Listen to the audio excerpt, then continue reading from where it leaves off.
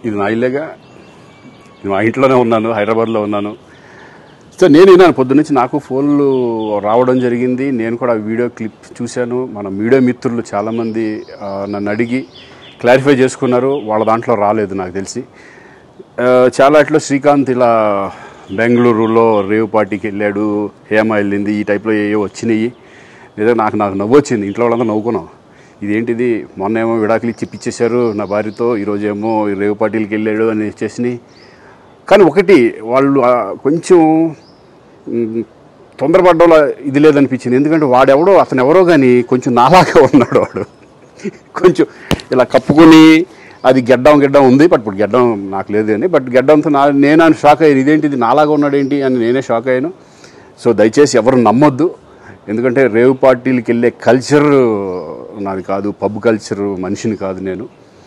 ఒక్కోసారి బర్త్డే పార్టీలకి వెళ్తాము, ఒకవేళ తెలియకుండా ఏదైనా వెళ్ళినా ఒక హాఫ్ అన్ అవర్ నుండి వచ్చేస్తాను తప్పితే అటువంటి ఏమీ లేదు. రేవ్ పార్టీ ఎలా ఉంటుందో కూడా నాకు తెలియదు. సో దయచేసి ఎవ్వరూ ఈ విషయాన్ని నమ్మొద్దు. హ్యాపీగా నేను హైదరాబాద్లో ఉన్నాను, మా ఇంట్లోనే. ఇప్పుడు మా ఇంట్లో నుంచే నేను ఇది చేస్తున్నాను. సో దయచేసి మీడియా మిత్రులందరికీ కూడా నేను చెప్పేది ఏంటంటే, ఏ విషయం కరెక్ట్గా తెలుసుకోకుండా మీరు కూడా థంబ్నైల్స్ పెట్టేసేసి, నా బొమ్మ వేసేసి రేవ్ పార్టీలో పట్టుబడ్డ శ్రీకాంత్ ఈ టైప్లో వేస్తున్నారు. కాబట్టి దయచేసి ఎవరు నమ్మొద్దు. అది అతను అలాగా ఉన్నాడు అనే ఒక విషయంలో మీరు పొరపాటు పడి ఉంటారని నేను అనుకుంటున్నాను. దయచేసి అది నేను కాదు. Thank you. ఇటువంటివన్నీ కూడా నిజంగా కొంతమంది, వాళ్ళందరికీ నిజంగా థ్యాంక్స్ చెప్పుకుంటున్నాను నేను. కొంతమంది మీడియా మిత్రులు నాకు డైరెక్ట్గా తెలుసు కాబట్టి, వాళ్ళ ఫ్రెండ్స్ లాగా నన్ను ఇచ్చేస్తారు కాబట్టి, వాళ్ళందరూ నన్ను డైరెక్ట్గా అడగడం, నేను చూసి ఇద్దరు నవ్వుకోవడం, వాళ్ళు వాళ్ళ దాంట్లో వేయకుండా చూశారు కొంతమంది. వాళ్ళందరూ కూడా నేను థ్యాంక్స్ చెప్పుకుంటున్నాను. దయచేసి ఇవన్నీ నమ్మొద్దు. ఇది నా ఇల్లేగా.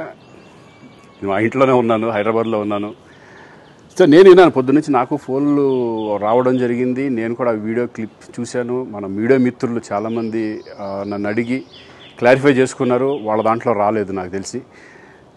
చాలా ఇట్లా శ్రీకాంత్ ఇలా బెంగళూరులో రేవ్ పార్టీకి వెళ్ళాడు, హేమ వెళ్ళింది, ఈ టైప్లో ఏవో వచ్చినాయి. నిజంగా నాకు నవ్వు వచ్చింది. ఇంట్లో వాళ్ళందరూ నవ్వుకున్నాం. ఇదేంటిది, మొన్న ఏమో విడాకులు ఇచ్చి పిచ్చేశారు నా భార్యతో, ఈరోజేమో రేవ్ పార్టీలకి వెళ్ళాడు అని వచ్చేసినాయి. కానీ ఒకటి, వాళ్ళు కొంచెం